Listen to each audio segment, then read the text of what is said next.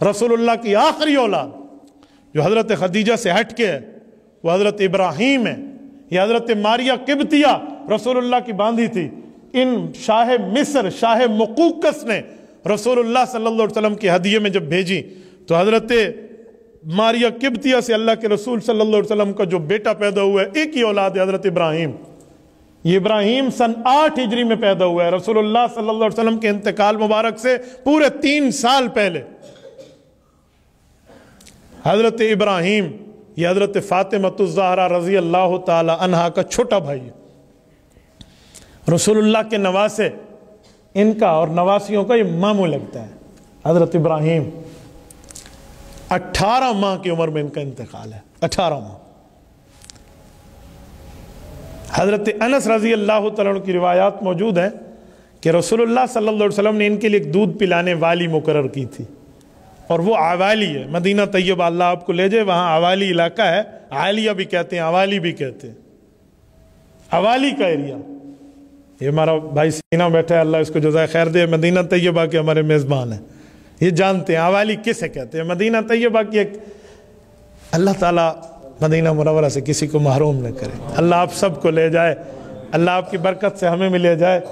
مدینہ طیبہ بھی ایک شہر ہے جس شہر میں بندہ یہ سوچے نا کہ صبح آنکھ کھلے گی میں مدینہ طیبہ کا سفر شروع کروں گا اللہ کی قسم خوشی سے رات کو نیند نہیں آتی. مدینہ طیبہ میں ایک سٹی ہے عوالی. اس عوالی شہر میں رسول اللہ صلی اللہ علیہ وسلم کے بیٹے حضرت ابراہیم کی پرورش ہوئی ہے. رسالت مآب علیہ السلام نے دودھ پلانے والی ایک صحابیہ مقرر کی اور وہ خاوند بیوی اس گھر میں اپنے اس بچے کو لے گئے رسول اللہ کے اولاد کو. آپ علیہ السلام کی 3 بار وہاں آنے جانے کی آمد و رفت ثابت ہے.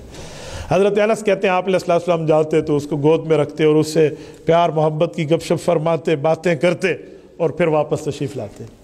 جب آخری بار اللہ کے رسول گئے ہیں ملنے کے ارادے سے اور ادھر کائنات میں تقدیر کے کاتب کو کچھ اور منظور تھا. اس وقت انہیں کھانسی تھی ان کے بیٹے کو حضرت ابراہیم کو. حضور پاک علیہ السلام نے گود میں رکھا اور ان سے بات شروع کی.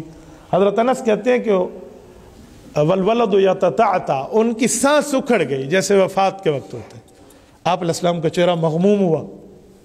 رسول اللہ کی آنکھوں سے آنسو جاری تھے. اس سے بات کر رہے تھے تو کہتے ہیں ایک شخص ساتھ بیٹھے ہوئے نے عرض کیا کہ یا رسول اللہ دنیا کے مال کے جانے پہ بھی آپ روتے ہیں. یعنی اس کا ذہنیت یہ تھی کہ دنیا میں کسی کے وفات پہ شاید غم نہ ہو. تو حضور پاک علیہ السلام نے فرمایا کہ یہ اللہ نے اپنی رحمت میں سے ماں باپ کے سینے میں اولاد کے لیے ایک رحمت کے ٹکڑے کو ڈالا ہے. یہ اس کا اثر ہے. اور ہے ہی ایسا ماں باپ کا پیار تو کہتے ہیں پرانے صرف ماں باپ ہی اچھے ہیں. اولڈ از گولڈ میں ماں باپ ہی ہوتے ہیں. تو آپ علیہ السلام نے ان کو ہاتھ میں رکھا تو ان کی سانس اکھڑی اور ان کا انتقال ہوا ہے. کہتے ہیں رسالت مآب علیہ السلام نے وہاں ارشاد فرمایا کہ ان العین تدمع والقلب یحزن ولا نقول الا ما یرضی ربنا وانا بفراقک لمحزونون. 4 جملے یہ مسلم شریف کی روایت ہے. فرمایا ابراہیم میری آنکھ رو رہی ہے اور میرا دل بہت غمگین ہے لیکن میں وہ تقدیر کے خلاف جملہ نہیں کہتا جس سے میرا اللہ ناراض ہو جائے.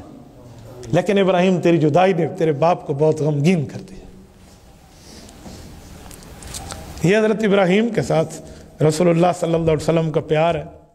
تبارك الذي نزل الفرقان على عبده ليكون للعالمين نذيرا.